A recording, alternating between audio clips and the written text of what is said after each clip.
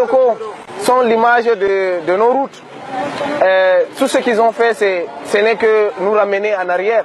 Parce que moi qui suis natif de cet arrondissement, au fil des années, je me rends compte que ce que j'avais auparavant disparaissait pour être remplacé par des situations désastreuses, par des situations inimaginables.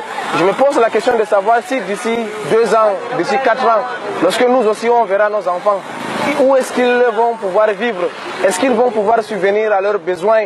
Parce que les routes sont directement impraticables. Nous sommes en face, là, à côté d'une route, vous l'avez filmé tout à l'heure, une route qui est dans la localité, dans le quartier même des élites les plus influents, pas seulement de la ville de Maroua, mais du Cameroun en général. Nous avons là un quartier qui a vu naître beaucoup d'élites de la ville de Maroua, mais c'est une route qui est pratiquement impraticable. Je me dis certainement que c'est... Il y a M. Ilou, le feu Ilou, Issa Balarabe à qui on attribue le bonnet rouge, l'inséparable du président de la République. Nous, pour nous, on dit certainement que leur statut, ils ont raté. C'est leur quartier parce que à un moment donné, lorsqu'on se rend à Yaoundé, on se rend dans les autres localités, on nous fait savoir que vous avez comme les Issa Balarabe, les monstres de la politique. C'est vraiment une chance de les avoir à voter. Mais chez nous, on ne touche pas les droits, ce qu'ils font pour nous. C'est vraiment une situation qui est très alarmante. Et on appelle vraiment à vive allure les acteurs politiques pour qu'ils viennent renforcer leur offre politique afin que nous leur fassions confiance au fil des échéances prochaines. Ça sera un mandat de trop.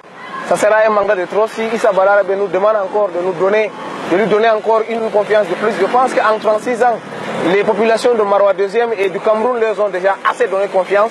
Il incombe maintenant à eux de nous dire qu'ils ont échoué et de faire un autre choix politique. Je pense que ça sera ingrat, parce que je pèse vraiment mes mots, de venir encore auprès des populations, surtout de Maroua 2e, et de leur redemander encore de la confiance parce qu'on leur a déjà donné cette confiance-là 36 fois pendant 36 ans et ils ont échoué. C'est le moment maintenant de nous réveiller, de faire un autre choix utile et je pense que les populations comprendront cela.